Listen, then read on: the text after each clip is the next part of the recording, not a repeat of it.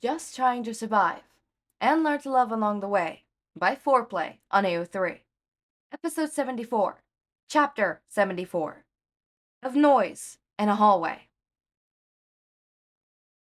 Izuku is a little nervous when class lets out.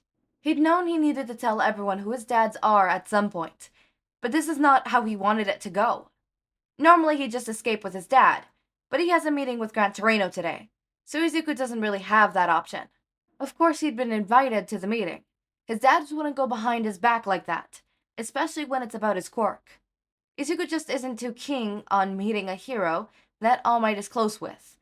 Not that he thinks that's a bad thing, but the man literally trained him. He can't help but to assume that they're similar. So he leaves the meeting to his dad's, and they'll fill him in tonight. Izuku will probably be hiding in his room anyways, if the eager looks his classmates are giving him are anything to go by. In the absence of his dad, Izuku would usually escape to Hitoshi or Shoto, but Hitoshi had left pretty quickly. He wanted to catch up with his dad to ask him something before his meeting. He also refused to tell Izuku what he was asking. Shoto, on the other hand, had been spending every spare minute he could in the infirmary with his brother. He told Izuku that it's a little awkward since Hawks is hanging around so much, but it's probably nice for him to spend so much time with his brother.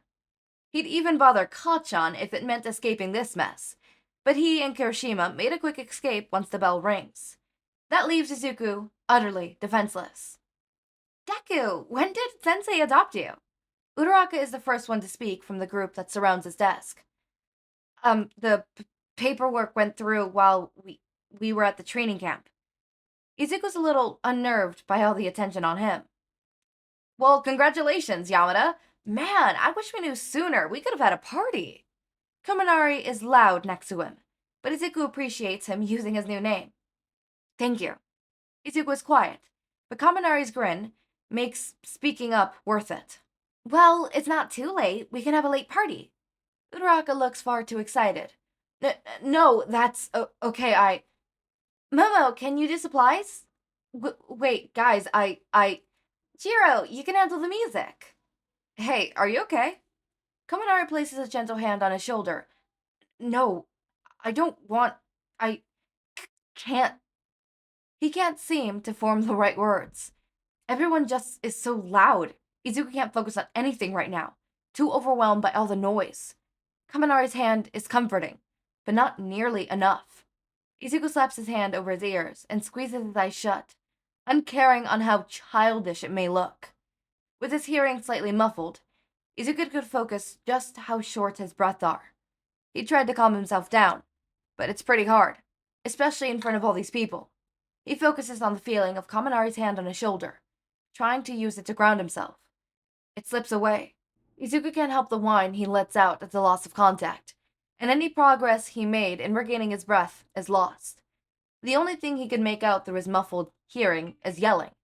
He thinks he's hearing his name in there a few minutes, but it's not exactly focused on what they're saying, just that they're yelling at him. A hand claps around his wrist and pulls him from his seat. They pull him away from the commotion, and Izuku's shoulders at every light brush on his skin as they slip by. He keeps his hands clamped over his ears, and his eyes shut tightly. It makes walking a little awkward, being dragged like that, but he has to trust in whoever's got him out of there. After a few minutes, the hand lets go, but it's quickly on his shoulder, pushing him to sit against the wall.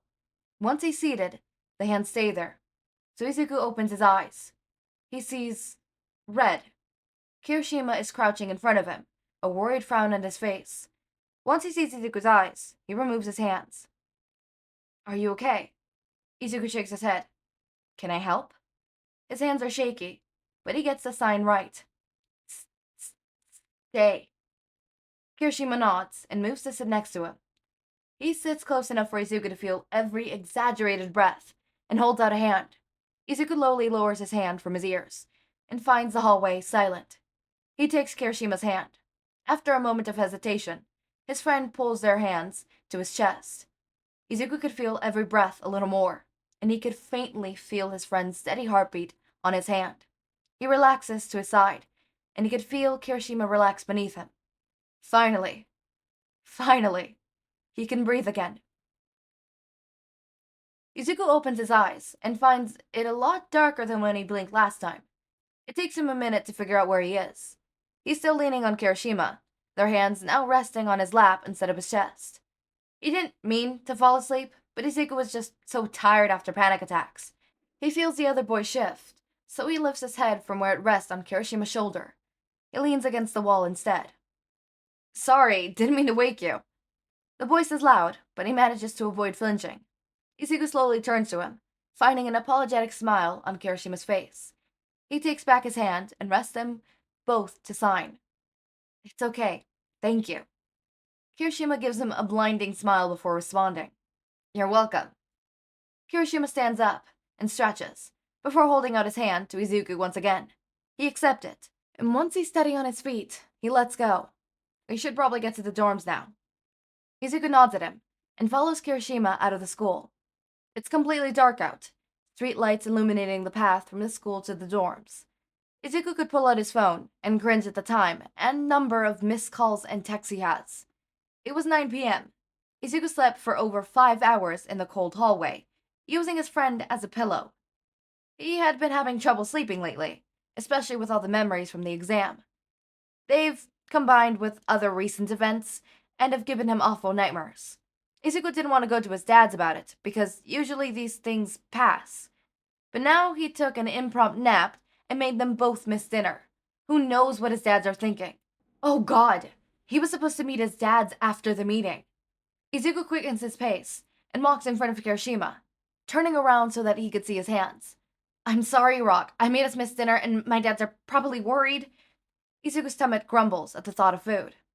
It's okay. I texted Sleepy Sensei when he wouldn't stop calling your phone. Thank you. They walk through the front door together, and the common room is thankfully empty. Izuku thoughtlessly heads to the kitchen, but stops when he sees Kacchan is there. Kirishima walks in behind him as Kacchan turns around, 2 plates in hand. He places them on the counter in front of them and gestures for them to sit. Eat. Kacchan manages to be intimidating, even through sign language, so Izuku does as he's told. The food is delicious. However, Izuku isn't used to this much silence at a table. Between his issues speaking, Kirishima's issues hearing, and Kacchan's general attitude, not a single word is spoken throughout the meal. He and Kirishima wash up the dish once they're done, and the redhead goes as far as walking him to his dad's room, Kacchan trailing a bit behind. Good night, Kirishima signs, as they once reach the door, and holds out a hand for Kacchan to take. Izuku smiles at them, and Kacchan manages not to frown at him, and then his friends are walking away. Izuku opens the door to his dad's room, finding them both on the couch. He holds his hands up to sign before they even get a chance to speak. I'm sorry. Oh, baby, we're not mad. His dad pulls him into his arms, and Izuku relaxes. His other dad ruffles his hair, and Izuku smiles as he looks up into his tired eyes, trying to ease some of the worry he finds.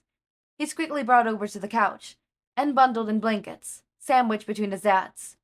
The cats come quickly, both fighting for a spot on Izuku's lap. They somehow make it work. He dozes off about 40 minutes into How to Train Your Dragons, the discussion he was supposed to have the furthest thing from his mind. Okay, interesting. So we got a panic attack, and it was not Shoto, it was not it was none of those. It was Kirishima. For a second, I thought it was gonna be a Kaminari, right? Because I'm like, okay, everybody that I thought was unavailable. Is it Kaminari? But no, it was not Kaminari. It was Kirishima. And you know what? I love that. Kirishima is very much a very caring person, and I feel because of Kirishima's mental health background, he would also be the most skilled at helping out with panic attacks and stuff like that. And also Izuku having nightmares. Also, wait, hold on. No, backtrack. Hitoshi wanted to speak to his dad about something. Did it mean his dad as in Izuku's dad, or his dad as in Hitoshi's dad? I wonder.